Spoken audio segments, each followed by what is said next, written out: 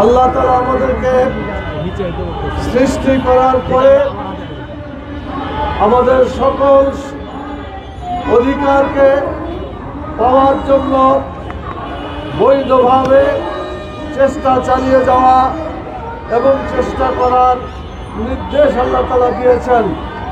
আমরা আমাদের অধিকার বঞ্চিত ভাই এবং বোনদের জন্য তাদের বৈধ অধিকার, তাদের সত্যিকারভাবে মৌলিক অধিকারগুলো পূরণ করার জন্য সকলের সহযোগিতা প্রয়োজন আছে বলে আমরা মনে করি।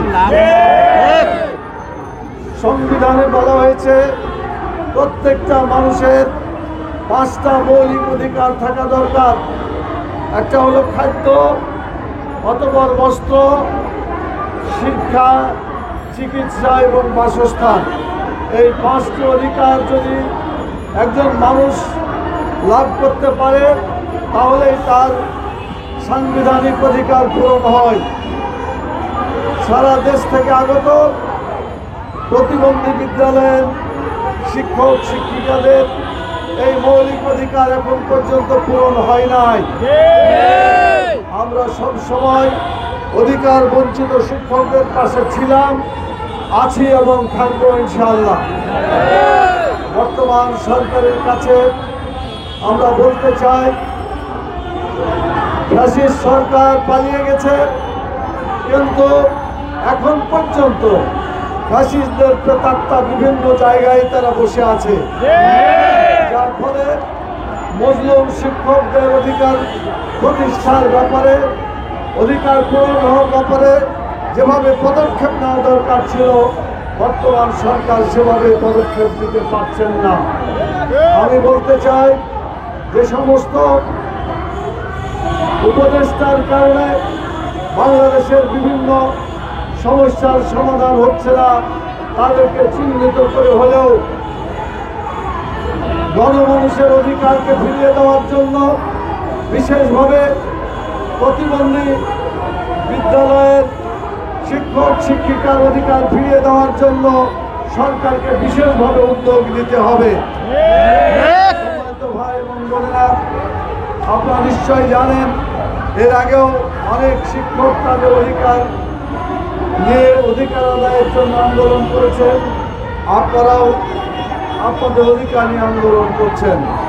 ইতিমধ্যে কিছু কিছু শিক্ষকের অধিকার সামান্য হলেও তারা পরিপূর্ণ করার চেষ্টা করেছে, ওয়াদা করেছে। আমি বলতে চাই, আজকের এই প্রতিবন্ধী শিক্ষক শিক্ষিকাদের, প্রতিবন্ধী বিদ্যালয়ের শিক্ষক শিক্ষিকাদের অধিকার নিয়ে সরকার দ্রুত তাদের সাথে আলাপ আলোচনা করা উচিত। সেই জন্য আমি শিক্ষা উপদেষ্টাকে বলব, আপনি যত দ্রুত তাদের সাথে সাক্ষাৎ করবেন এবং সমাজ কল্যাণ উপদেষ্টা যত তাড়াতাড়ি এই শিক্ষক শিক্ষিকাদের সাথে তাদের অধিকার নিয়ে, তাদের দাবি দাওয়া নিয়ে আলোচনা করবেন এবং এটার জন্য যত নন এমপিও শিক্ষক শিক্ষিকা এখানে আছেন তাদের সেই দাবি পূরণের জন্য তাদের পক্ষ থেকে তাদের প্রতিনিধির সাথে আমি মনে করি অতি দ্রুত ব্যবস্থা নেওয়া দরকার, আলাপ আলোচনা করা দরকার। সম্মানিত শিক্ষক মন্ডলী, আমি আপনাদের কাছে বলতে চাই, যদি উপদেষ্টা আপনাদেরকে ডাক দেয় এবং সেভাবে কথা বলে, তাহলে আমার অনুরোধ থাকবে, সামনে পরীক্ষা আছে, ডিসেম্বরের আগে নভেম্বর মাসে পরীক্ষা শুরু হয় সকল শিক্ষা প্রতিষ্ঠানে।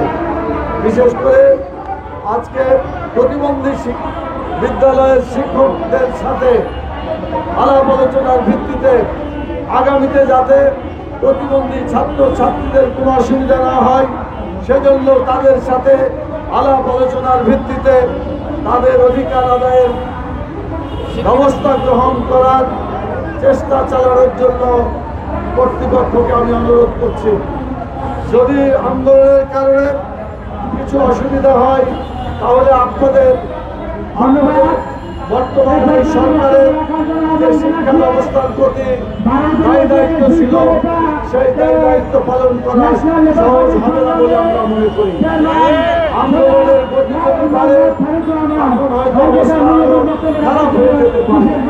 এই জন্য সময় থাকতে শিক্ষক শিক্ষিকাদের প্রতিনিধির সাথে কথাবার্তা বলে সমস্যার সমাধান করার জন্য